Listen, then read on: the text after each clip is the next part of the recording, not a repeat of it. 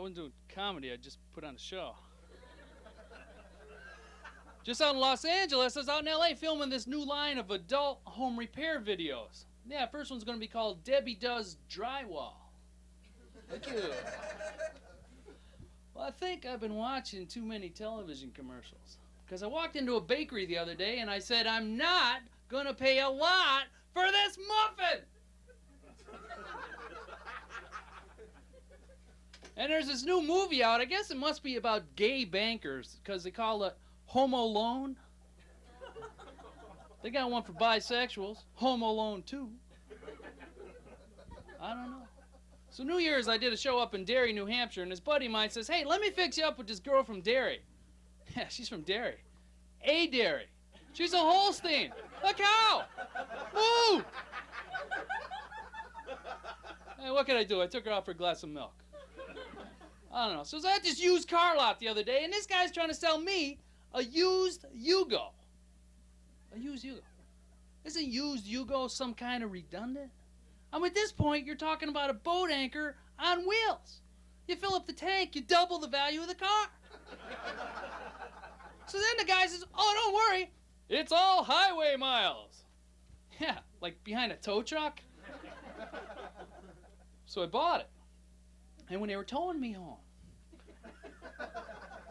we came by this crosswalk, and there was a sign next to the crosswalk that said blind person.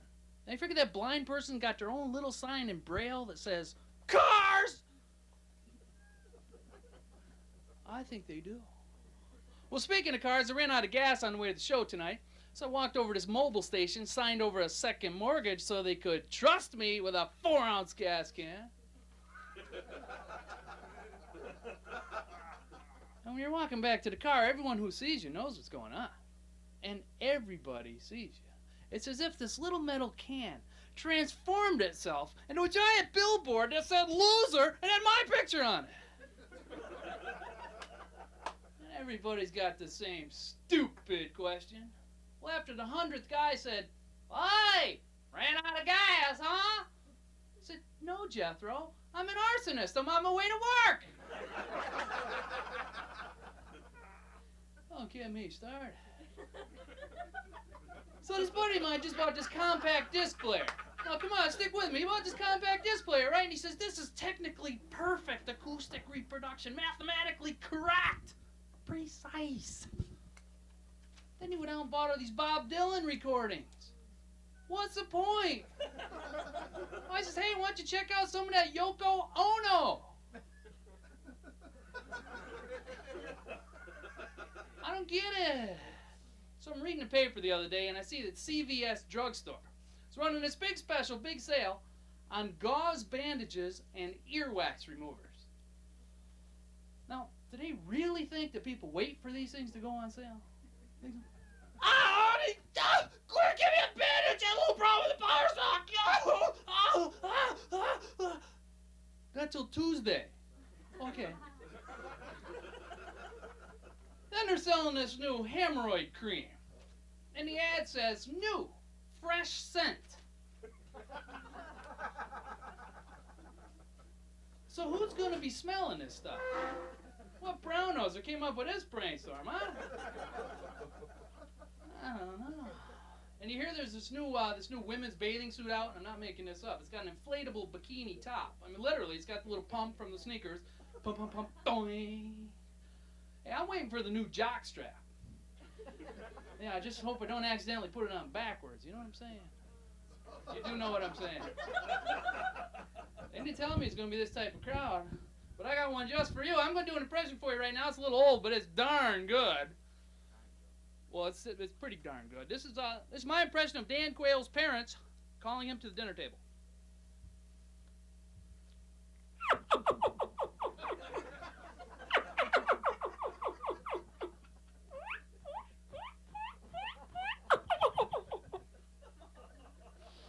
Pretty spooky, huh?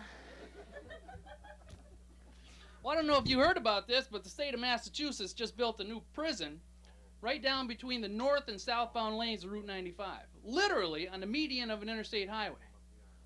Genius.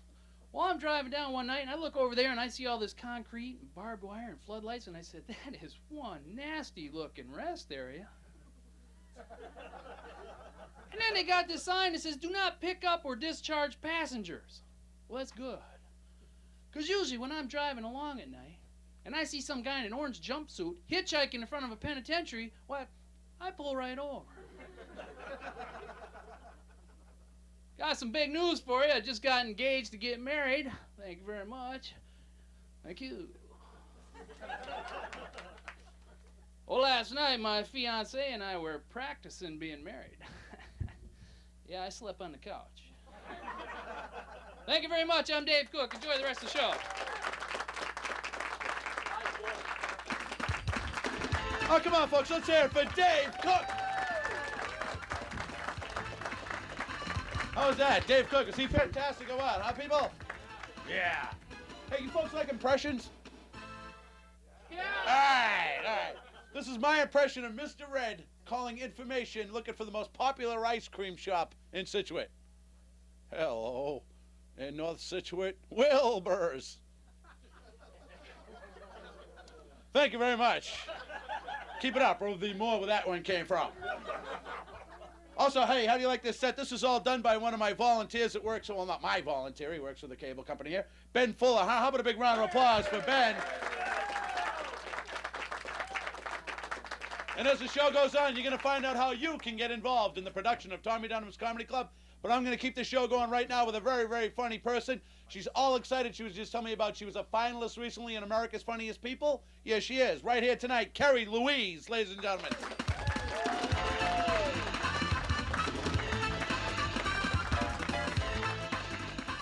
Oh my God, hi. How are you? I'm so excited to be here. I'm really so excited. My panties are in a bunch. That's how excited I am. I had a great week. I went to the salon and got my nails done. How do they look? Thank you. This is like a new thing, nails. It's a new attitude. I feel pretty, actually. And I've been bragging with my friends. I've been talking like this. Guess what? Guess who I saw today?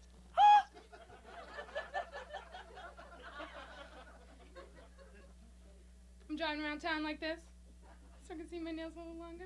Got them done during Christmas time, during the dinner table. Pass the turkey. This way. Thank you. Just so excited. I went shopping too, and I love shopping. I love to find a bargain. Things on sale. Half price. 75% off. The Black Dot sale. Blue light special. Ah! It's like sex for me. It is. Finding a bargain is like having an orgasm. All right, actually it is. And if you think about it, you can't fake a bargain. You're right there. You're right. I'm single, and my grandma was trying to get me to go out with someone Catholic. So she's telling me to go to church. All right, so I did. Picked up some nice guy. Brought him home. My grandma was still not happy. I'm like, Graham, come on, he's Catholic. I think the fact that his name was Father Kelly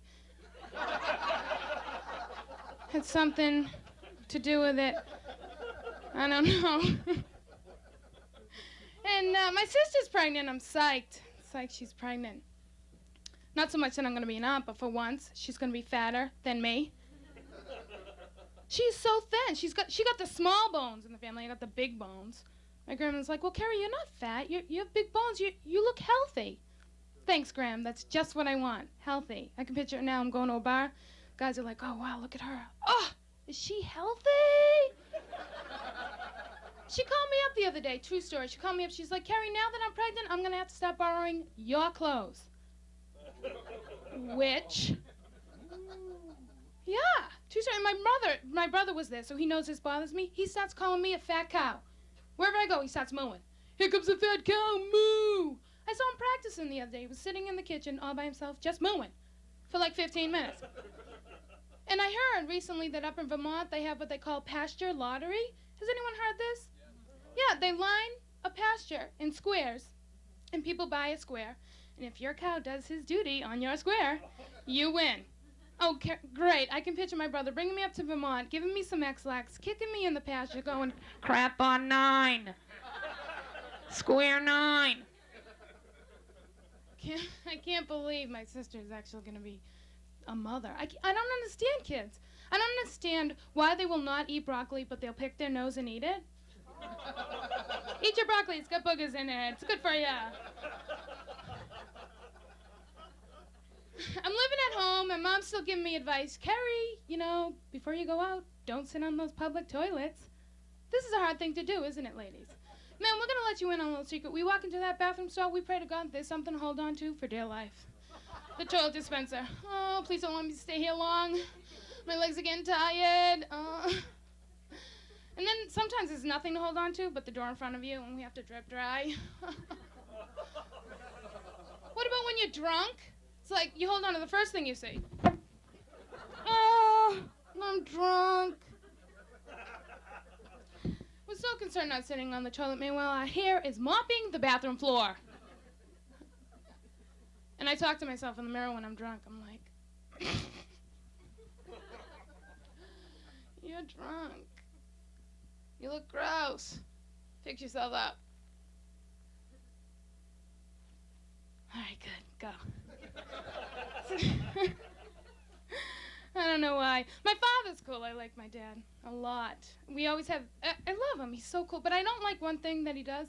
He gets up early on Sunday morning to make breakfast for the whole family. And he gets all excited about this. I mean, he's so excited his panties are in a bunch. And that's how excited he is. And he's running around. I've got eggs. I've got bacon. Come on, Kerri. He drags me out of bed. Doesn't even know it's the guy I'm sleeping with. I'm like, Dad. So then I'm like, all right, come on, Father Kelly. Time for breakfast.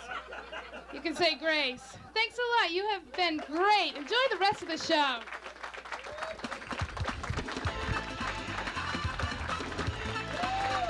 Kerri, Louise, ladies and gentlemen. Hey, you guys having fun or what, huh? And how about you people over there in Hull that are stealing cable? I hope you're having fun, too. Starting next week, we'll no longer make fun of the beautiful people from Hull. How's that sound? Anybody here from Hull? Guy outside stealing car stereos. That might be okay. Well, hey, let's keep the show going. You people having fun here in the audience tonight or what, huh?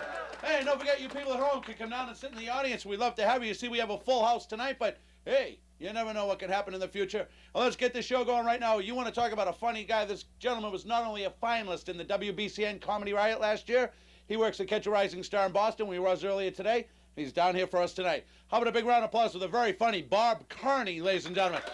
Let's hear it for Bob Carney.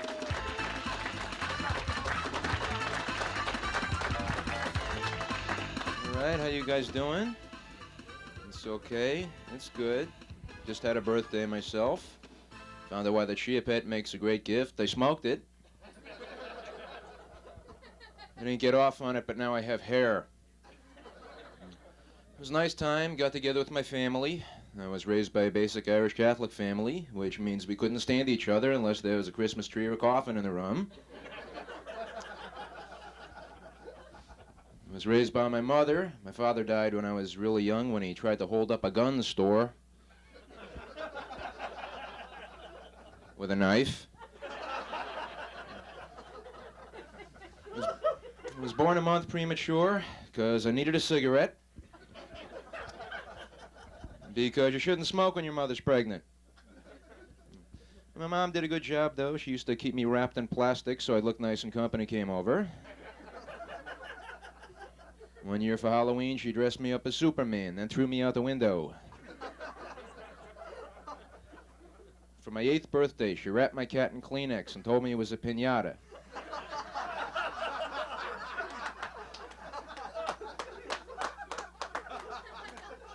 Yeah, that bummed me out, too. No candy.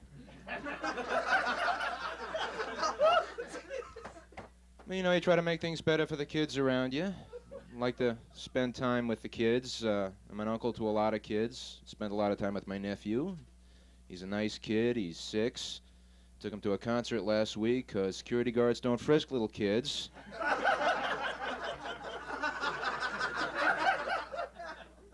I'm trying to teach him that it's okay for a man to cry. So every day, I stick him with a pin. He's reaching that age, though. A couple weeks ago, he asked me to explain girls to him. So we went for ice cream.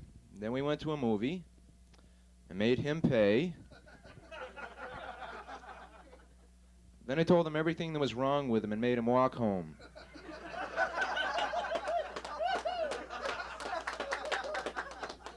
When he got there, I made him apologize. Then buy me a gift. You know, I like to spend a lot of time with the kids, have fun with them. My sister has a 5-year-old. She lets her answer the phone. She thinks it's really cute. So when I call and the kid answers, I say, "I'm the thing that lives in your closet." Every time you answer the phone, I grow another arm. I like doing stuff like that. I go to confession, I tell on other people.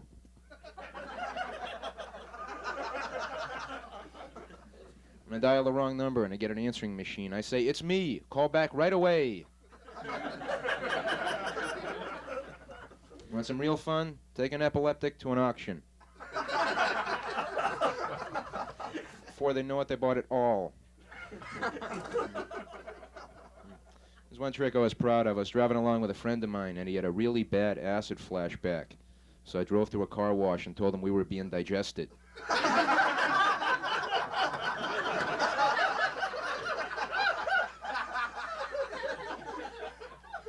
Just before the hot wax hit, I said, "Oh, man, you're going to hate this bar."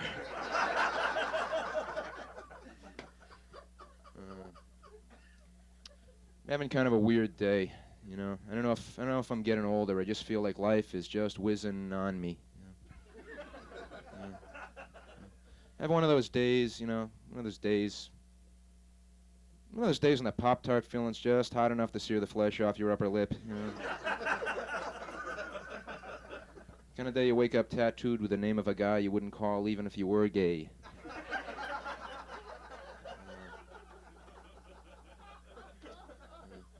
Been kind of depressed. One of my uncles recently passed. A stone. We think it was Keith Richards. Walked right by him on the street, didn't say hello. This afternoon I got a boot on my car. Ran over a cowboy. Marlboros everywhere. Hit the lottery last week for $100,000. Went out, bought 100,000 Quick Picks. Ended up winning 2 free tickets. Hasn't changed my lifestyle a bit. Took my car to Jiffy Lube. Have you been to this place? In just 10 minutes, they changed my oil, replaced my windshield wiper blades, rotated my tires, fit me for a suit, found me a job, introduced me to a nice girl, convinced me to stop using cocaine, and talk the Jay Giles band into getting back together again. They would have put MASH back on TV, but it would have been another $3.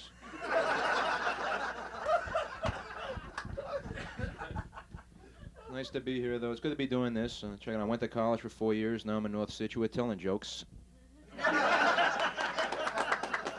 Stay in school, kids.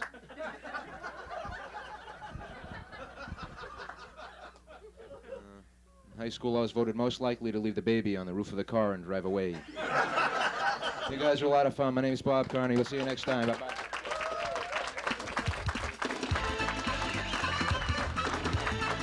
Hey, Bob Carney!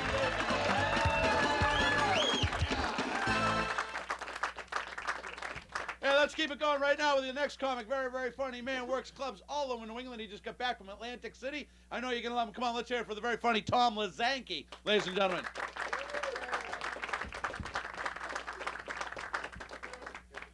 Well, what's the big news this week, huh? Big news in the world of comic strips. How many people read Peanuts? Read Peanuts, right? What happened? Charlie Brown's All-Stars won their first game in 42 seasons. 42 seasons. They asked Charlie Brown after the game, "Charlie, how come it took you so long to get a victory?" He said, "Well, it took us this long to schedule a game with the Boston Red Sox." So, of course, Charlie was the hero of the game. He had a 2-out home run in the bottom of the 9th inning to win the game. Lou Gorman immediately jumped on this and signed Charlie to a 2-year contract to play for the Boston Red Sox. Someone asked Lou, what are you doing signing Charlie Brown? Well, really. Lou said, are you kidding me? He's a perfect Red Sox ball player. He's a slow, old white guy who's used to losing a lot. He fits right in. What the problem with the Red Sox is, I don't even want them to win the World Series anymore. I don't. Everybody wants them to win a World Series. I don't. I'm petrified. Because I just bought a new version of the Bible, took it home, opened to the book of the Apocalypse. Right there it's listed. Signs that the world is going to end. War, disease, famine, pestilence. Sox win the World Series. So I'm a little concerned. So I'm not rooting for them, really. Unlike many comedians, I will not get up on stage and ask you how you doing, how's it going, where you're from, because I'm from New York City and I'm genetically incapable of giving a damn about any of you. So I apologize for that, but that's just the way it is. When I moved up here, my family told me, Tom, there's going to be a lot of differences between New England and New York City, and they were right. But I noticed there's a couple of large similarities also. For instance, in the fall here in New England, people will drive 200 or 300 miles to watch something die and fall to the ground. These people are called leaf peepers or foliage trippers.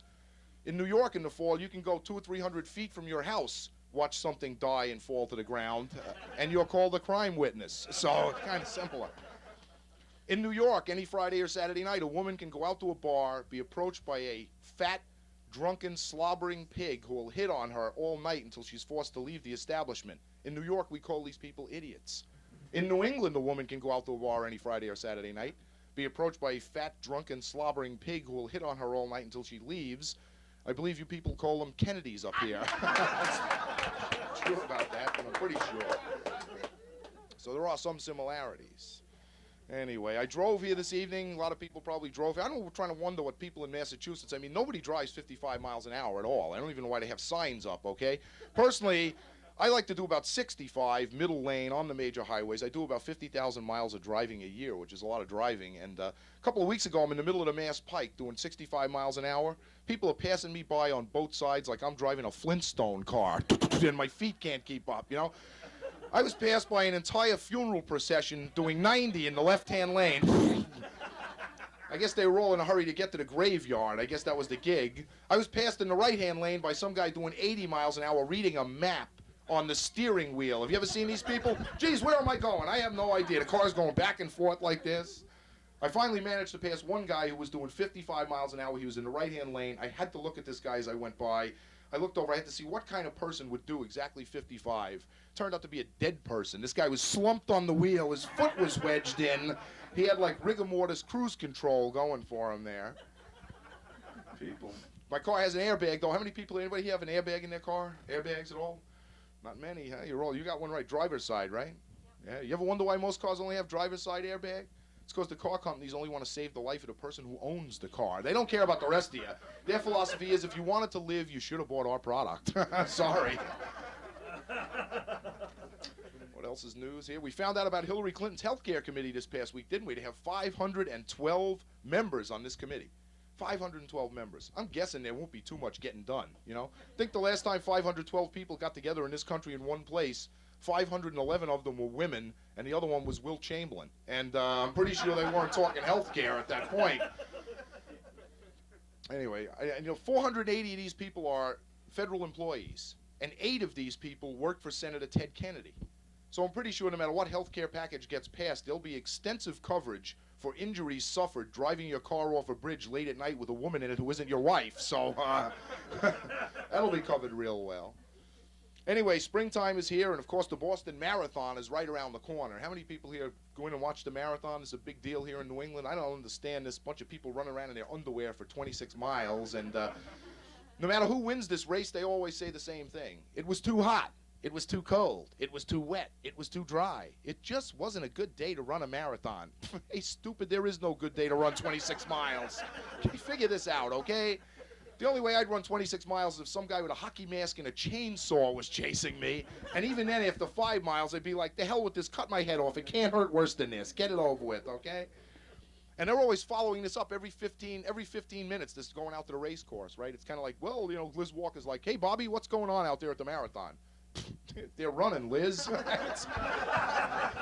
It's a foot race. That's what happens, Liz. It's ridiculous. I think, you know, the whole thing with the marathon, too, is like it's always some person, usually from Africa, who wins this thing. You can't pronounce the guy's name, and you can't beat these people. These people from Africa have to run for their dinner, for crying out loud. How are you going to beat these people? It's not like they have a Cumberland Farms they can go out to at 4 a.m. for a snack. I think to, like, really make it nice this year, really make it suspenseful, put some, like, landmines in the last half mile of the race, you know? That way you're never quite sure. It's kind of like, well, that African guy's about a mile in front of everybody. I'm pretty sure he's going to win this one walking away. Well, maybe not. He's only got one leg left. Hey, that's all my time. You folks have been great. Back to your host, Mr. Tommy Dunham. Thank you.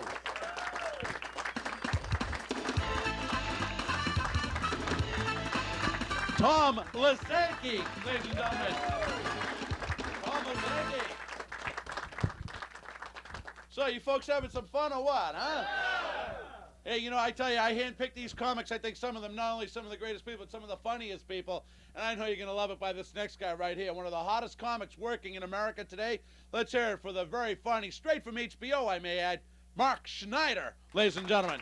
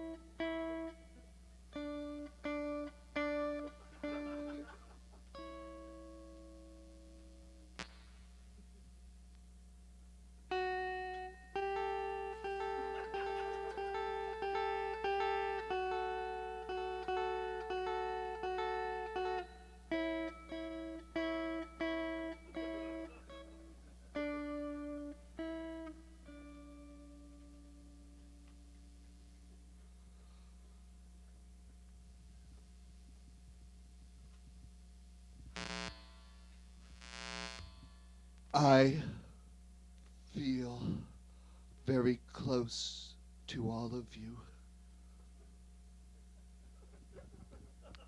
So I'd like to do a selection from my Christmas album.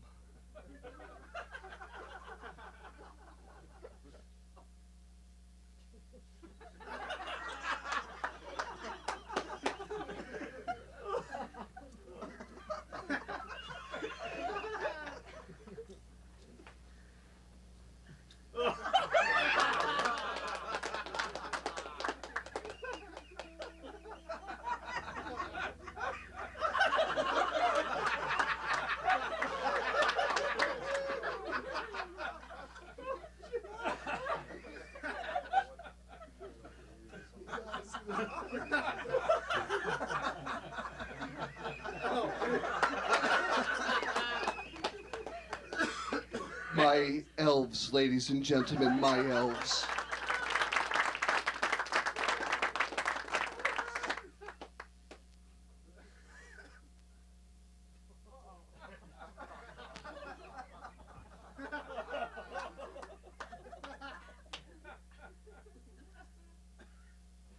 My Easter Bunny, folks, my Easter Bunny.